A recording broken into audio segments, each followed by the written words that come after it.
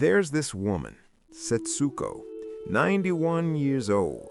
Yeah, 91. Not alive, like lying in a bed. I mean, living. She wakes up every morning at 5:30. No alarm, never needed one. Her body just wakes her, like it still trusts the rhythm of the sun more than a clock. She steps outside, slow, steady, no rush. There's a small garden behind a house. Nothing fancy, no perfect rows, just soil, real soil. She bends down, and I mean really bends, not halfway like most of us. And with her bare hands, she pulls sweet potatoes out of the ground. Dirt gets under her nails. She doesn't care, because to her, that's not dirt. That's food. That's life. Then she goes inside, makes breakfast. No measuring cups, no calorie counting, no labels. She's never owned a weighing scale, never downloaded a health app, never once said, "I shouldn't eat this." And somehow, her body still works. Now compare that to what we see every day. People in their 60s, 70s, pill boxes lined up like a morning routine. Blood pressure, cholesterol, sugar, sleep. 4 medications, sometimes more, and still something feels off. Here's what doesn't sit right with me. It's the same human body, same bones, same blood, same biology. So why does one body keep going and the other slowly shuts down? Most people would tell you it's genetics, it's luck, it's environment. Yeah, I used to believe that too, until I saw what happens when people like her leave that life. Okinawans who moved to America or even Hawaii, they didn't stay healthy. They changed their food, and within 1 generation, their health changed too. Same DNA. Different habits, different ending. So let's stop pretending this is mysterious. It's not. It's just uncomfortable. Because the truth is, it's not about what they do more of. It's about what they quietly never do at all. There was a long study, decades long.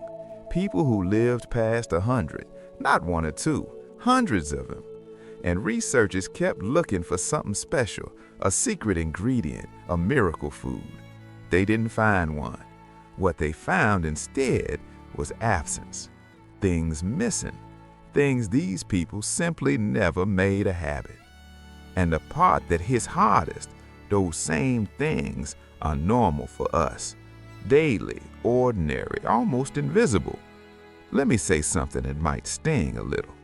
If I walk into your kitchen right now, I can probably find at least 2 of those things, easy. And after 50, 55, these aren't harmless anymore. They don't just add weight, they quietly speed up how fast your body wears out. Not outside, inside. There's a process happening in your body right now. You can't see it, but it's there. When sugar enters your blood, it doesn't just pass through. Some of it sticks. It attaches itself to your body's structure, your skin, your joints, your blood vessels, like a slow, invisible glue. Over time, things that were soft become stiff. Things that moved easily start resisting. Things that were clear become cloudy. Doctors call it glycation. I call it slow damage. And here's the part nobody explains properly. After 50, your body slows down. Not dramatically, but enough. Sugar stays in your system longer, which means more sticking, more damage, more silent aging. Back in the 1950s, people like Satsuko were consuming about 3 grams of added sugar a day. 3. Today, most people are somewhere between 60 to 70 grams every single day. That's not a small difference. That's a completely different lifestyle. And here's what's even more dangerous. Most of that sugar you don't even chew, you drink it. Think about today, just today. What did you drink? Coffee with flavor? Juice? Soda? Energy drink? Something labeled healthy? If even one of those had sugar, you've already crossed what they would eat in 2 days. That's the gap. That's where everything starts to break. And I know what most people do next. They say, fine, I'll switch to diet. No, that's not a solution. That's just a cleaner disguise, because your brain still expects sweetness. The craving stays alive, nothing resets. You're still stuck, just in a different version of the same cycle. Real change feels boring at first. Water, plain tea, black coffee, simple broth, that's it. Not forever, just long enough for your body to remember what normal feels like. Give it 4 days, just 4, and something strange happens. Sweet drinks start tasting too sweet, not enjoyable, almost overwhelming. That's not a problem. That's your body waking up. You might not feel like a new person, no big transformation, but maybe that afternoon crash softens. Maybe your sleep feels slightly deeper. Small changes, but small changes repeated quietly. That's how people like her reach 90 and keep going. Now here's where most people make a mistake. They think this is enough. That's it, I fixed sugar. No, that's just the beginning, because there's another layer, and this one almost nobody talks about the right way. We've all been told the same thing for years. Eat more protein. More protein is better, especially when you get older. Sounds logical, feels right, but after 60, your body doesn't interpret protein the same way, especially animal protein. Too much of it starts sending a signal inside your body, a growth signal. Now that sounds good until you realize that same signal is linked to faster aging and disease. The people living the longest, they weren't eating large portions of meat, not even close, sometimes just a few bites. Most of their protein came from plants, simple things, tofu, miso, beans, nothing flashy, nothing expensive. And then fast food arrived, chains opened, habits changed. Within a decade, life expectancy dropped fast. Same people, same genetics, different food, different result. That's not coincidence, that's cause. And today, we've taken it even further. Protein powders, shakes, supplements designed for young bodies trying to build muscle, being used by people who just want to stay healthy. That mismatch, it matters more than people realize, because your body doesn't care what the label says. It responds to signals. Let me ask you something honestly. After you eat, how long before you feel hungry again? If it's quick, that's not just hunger, that's imbalance. Your body is trying to tell you something. We just stopped listening a long time ago. So now you have 2 pieces of the puzzle. Cut the constant sugar spikes. Reduce the overload of the wrong kind of protein. Simple ideas, but together they start changing something deeper. And most people never even realize they've been slowly moving in the wrong direction. I'm not saying this as advice. I'm saying this like someone who has looked back and noticed how quietly we damage ourselves while calling it normal. And the truth? We didn't even question it, but we should have. You see, by now you might be thinking, okay, cut sugar, reduce certain proteins, got it. Simple, almost too simple. But here's the thing. That's not what makes people like Satsuko live the way they do. That's just clearing the noise. What really changes everything is something so quiet, so ordinary, most people ignore it their entire lives. Even researchers almost missed it. Not because it's complicated, but because it looked too simple to matter. There's a phrase, they say it before eating, softly, almost like a habit passed down through generations. Hara hachibu, easy breath. It means eat until you're about 80% full, not stuffed, not satisfied, just enough. And I know what you're thinking. That's it? Yeah, that's it. But listen carefully, because this is where people misunderstand it. This is not dieting. This is not restriction. This is awareness. Your body doesn't instantly know when to stop. It takes time, about 20 minutes, for your brain to catch up with your stomach. So by the time you feel full, you've already eaten more than you needed. And if you do that every meal, every day for years, you don't notice the damage, but your body does. Now imagine this.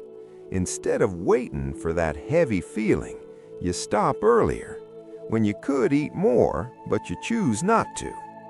That small gap, that little space between enough and too much, that's where the difference lives. Over years, that becomes hundreds of fewer calories, not forced, not tracked, just naturally happening. And something incredible happens inside your body. Your cells don't stay in constant growth mode. They get time to repair, to clean, to reset. There's a process your body has. It literally clears out damaged parts inside your cells. Think of it like taking out the trash before it piles up. Most people, they never give their body that chance. Always eating, always full, always pushing. And slowly, things start breaking down. The people who live longer, they didn't follow a diet. They just never crossed that line over and over again. Now, here's where it gets uncomfortable again. Because today, we've created shortcuts. Appetite suppressants, pills, injections, lose weight without feeling hungry. Sounds perfect, right? No struggle, no discipline. But here's the truth. Those things don't teach your body anything. They silence it. You stop feeling hunger, but you also stop understanding it. There's a difference between I could eat more and I need more.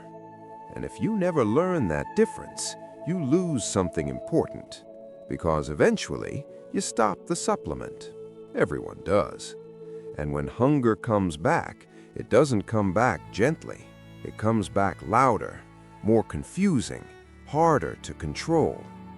What Okinawans built wasn't a shortcut, it was a skill. They stayed connected to their body. They didn't override it. Now remember, I told you earlier, there's one thing found in every place where people live the longest. Not a pill, not a trend, something almost nobody talks about. This is it. Fermented food. Yeah, not exciting, no flashy marketing, but it shows up everywhere. Okinawa, miso, natto, fermented tofu. Sardinia, aged cheese. Ikaria, fermented dairy. Nicoya, fermented corn. Different places, same pattern. And only recently, we started understanding why. Inside your body, there's an entire world, trillions of bacteria. Not bad, not good, just necessary. And the more diverse that system is, the better your body functions. Stronger immunity, lower inflammation, better digestion, slower aging. Fermented foods feed that system. They keep it alive, balanced. And when that balance is right, everything else works better. There was a study, just 10 weeks. People added real fermented foods, and inflammation dropped significantly. Not years, weeks. But here's the catch. It has to be real. Not sugary kombucha, not processed versions sitting on shelves for months. Real miso, real yogurt with live cultures, real kimchi, real fermented food. Just one serving a day. That's it. Now step back for a second and look at the full picture. Not complicated, not extreme. You remove constant sugar spikes so your body doesn't stiffen from the inside. You stop overloading it with the wrong kind of protein so it doesn't stay in constant growth mode. You eat a little less than full so your system gets time to repair, and you feed your gut daily so everything stays balanced. Individually, these seem small. Together, they multiply. That's the part people miss. This is not a checklist, it's a system. And systems quietly shape your life over time. That's why a 91-year-old woman can still walk outside, bend down, and pull food from the ground with her bare hands. Not because she did something extreme, but because she never stopped doing the simple things for decades. Meanwhile, we measure everything, track everything, optimize everything, and still feel like something's missing. Maybe we've been looking in the wrong direction. So don't overthink this. Don't try to change everything overnight. Tonight, just one thing. Whatever you usually drink with dinner, replace it. Water, tea, something plain. That's it.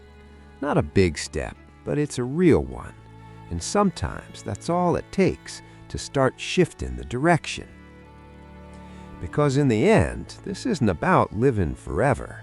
It's about reaching a point in life where your body still feels like it belongs to you and not something you're constantly trying to fix. Tell me honestly, which one feels easiest to start? Cutting the sugar, changing the protein, or adding something fermented? I'll read it, every one, because sometimes just saying it out loud is where change begins.